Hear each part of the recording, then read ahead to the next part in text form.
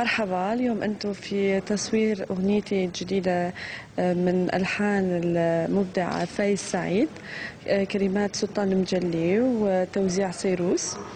الأغنية هذه أغنية خليجية أنا أصورها، وبما أنه أنا في تحضير هسه لألبوم خليجي عراقي، فهذه الأغنية حتكون من ضمن الألبوم. بدنا نصور ويا المخرج جو بعيد، هذا ثاني تعاون بيني وبينه.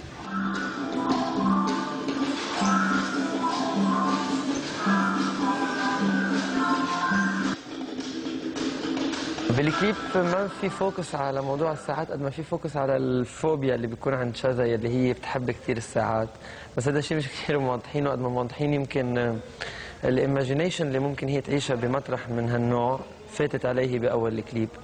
فممكن حتى الناس العاقلين يصيروا مجانين يعني بسببها، وممكن الاشياء تنخلط وتتغلبط. فكره انه كمان هي فايته مع عده ساعات معها، يعني شخص منه موزون، كانه لقطوها بمطرح معين، شافوا انه عندها مشاكل مع الساعات، عم تجمع كميه هائله من الساعات، فجايين شوي يشوفوا يدرسوا يعملوا دراسه حول الكيس تبعولها، يعني اكثر من انه هي مجنونه. يعني ما فتنا اكيد بهذا المنحى، لانه يمكن الغنية كمان ما بتسمح لنا نروح هالقد، بس كانه في ديس اوردر معين عند شذا، وكرمال هيك مفوتينا، يعني لاقطينا ومفوتينا.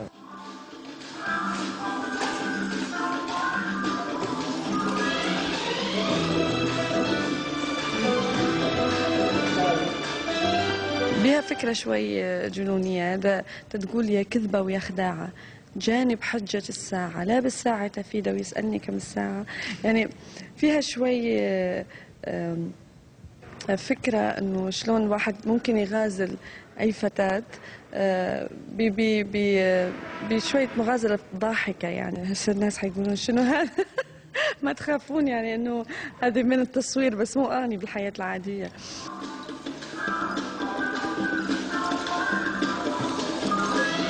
هي بتنغرم فيه من اول هو لانه يمكن قاطع عليه ناس بتجي على هذا المسرح، فما بيتعامل مع الامور مثل ما يمكن متوقعين نحن انه ينغرم من اول لفته وهيك، مع انه اكيد حنحس انه حتاثر فيه لانه منا مثل حيلا حدا فايت على هذا المسرح.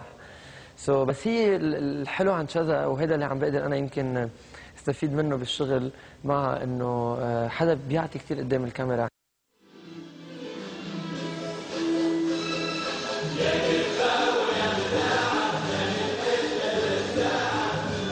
قبل ما أصور بدي أعيش الأغنية، لما تجيني ستوري بورد بدي أدرسها ويا نفسي ويا المرآة، شلون ممكن أعطي في هذه الأغنية، شلون ممكن ألاقي مثلا تقنيات، ألاقي أفكار نفس يعني أني أشوفها للكليب. روح لعندي شيخ. اوكي روح على شمالك بعد.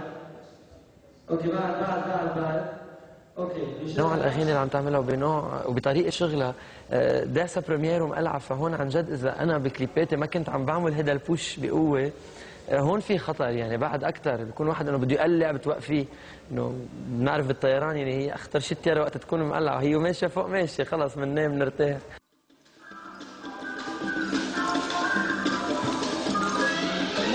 بفكر وين أني بين الفنانين، بفكر وين أني بين الجمهور، لأنه هذا اللي أعتبرهم بالنسبة لي هو رصيدي أني كفنانة. والحمد لله يعني بين الجمهور دا أحس إنه دا يتقبلوني أكثر وأكثر. النقد الحقيقي واللي أكو بيه يعني هدف حلو، أكيد هذا بتشرف فيه وبيعلمني.